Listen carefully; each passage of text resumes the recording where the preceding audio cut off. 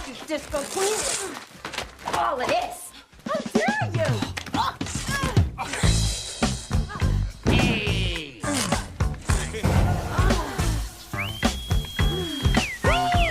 Move it! Toes to the booty. Booty toes.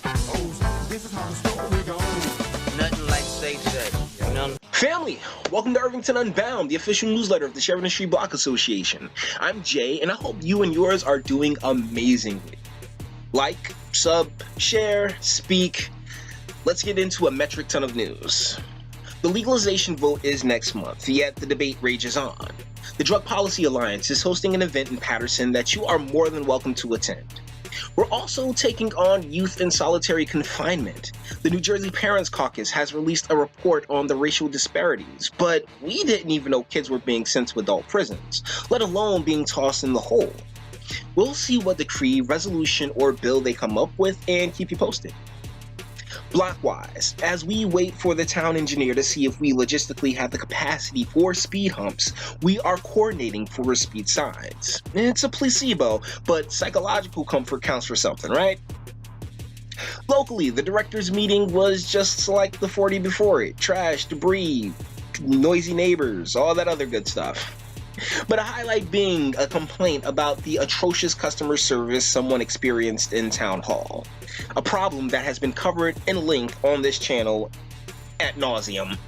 All that. I'll toss links in the description. The town had its Haitian flag raising smack dab in the middle of the United States of America. You're welcome. And the town had its Memorial Day parade as well.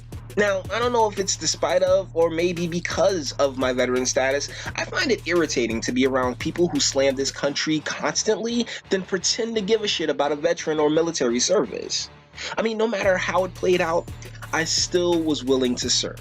So, to saturate myself amongst so many that scoff at the notion of putting on the uniform is somewhat unbearable.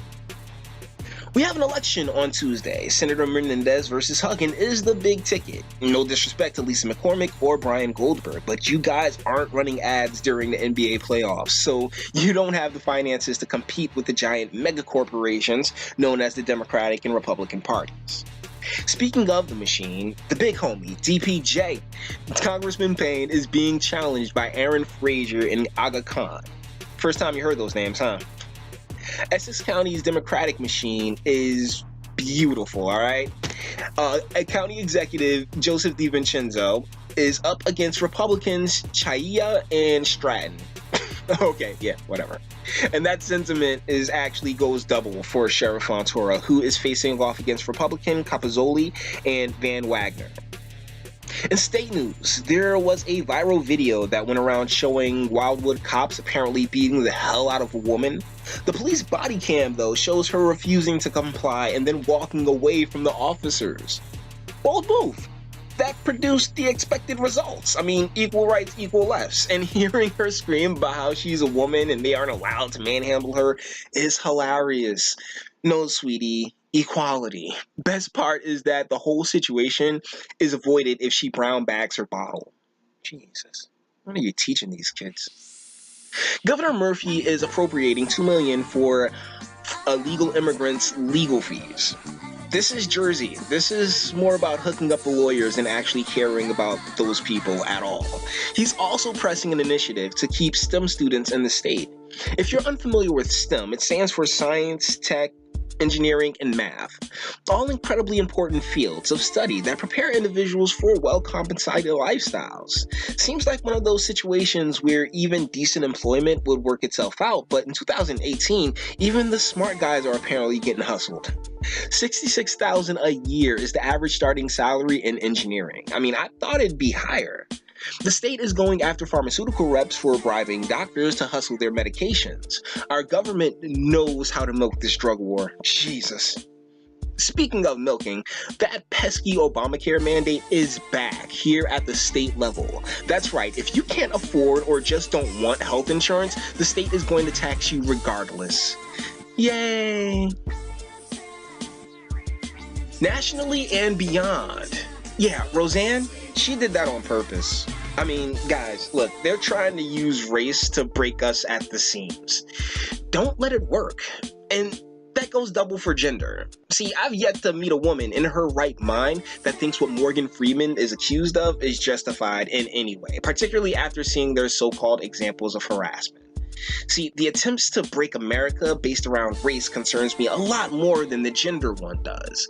Most women will listen to reason, and those that don't won't have the upper body strength to be a viable problem. But the race initiative is far more combustible due to the fact that those in power have spent 50 years conflating struggles with ideas such as intersectionality and telling first-generation immigrants that they can profit from the struggle of the descendants of American slavery.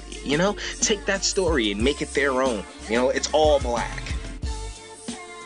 President Trump has shut down Germany's luxury vehicle imports, implemented the high tariffs on Chinese imports as well as other countries, and shut down the peace summit from North Korea, after it turns out Kim Jong-un's regime was talking a little smack. Now it seems as if the delegation is coming to supposedly smooth things out. There has been a ceasefire between the Israelis and Hamas, another school shooting has made headlines, and apparently the FBI wiretapping Trump. Well, that story was true, and they have even had an informant embedded in his campaign to the knowledge of then-President Obama. Yikes. I mean, it's comparable to Nixon's legendary Watergate scandal, like when he went on TV and said he's above the law. When the president does it, it's not breaking the law. Something along those lines, I don't know. Lastly, I want to talk about #FreeTommy. Just in case you don't know, Tommy Robinson is a journalist in the UK that's in prison right now after being arrested outside of a child grooming trial in Europe. We've covered the horrors taking place in the UK and Germany of migrant gang rapes, but admittedly haven't made an all-out video on the matter. But guys, it's pretty bad. Children are being abducted and trafficked, yet their government has gone out of its way to silence any detractors, calling them Islamophobic and going as far as to put a media ban on Mr. Robinson's dilemma up until a few days ago. But this is America, and you don't tell us what to do, which is one of the reasons I'm speaking to the matter, as well as showing you guys of another governmental overreach, because there are plenty that believe throwing people away is okay if you don't like what they say. Just let them speak. You'll be amazed how often letting people run their mouths is more effective than just shutting them up. Unless there's any validity to what they're saying, Then you'll like, oh. Well, guys, I run my mouth long enough. Thank you so much for putting up with me. Please do all the YouTube things. Like, sub, share, speak. And DPJ, the big homie, dropped another jewel on the house floor, so I'm just gonna leave you with it. I'm not gonna do a video every time he does something like this, even though he went out of his way to tell me he wouldn't, because I asked him, I was like, hey, so we're gonna get a little bit more? He was like, no. But then he turns around and does it, so you know what, DPJ? I'll fucking love you, dude. Until the next video, love. Well, Mr. Speaker, the people who are in the greatest need in this country rely on our social safety net for food, for shelter, for health care, and for many necessities that help them scrape by. We cannot leave them to despair. The people are not just a statistic. They are not just an idea. They are human beings. They are Americans. They are people who just need a helping hand.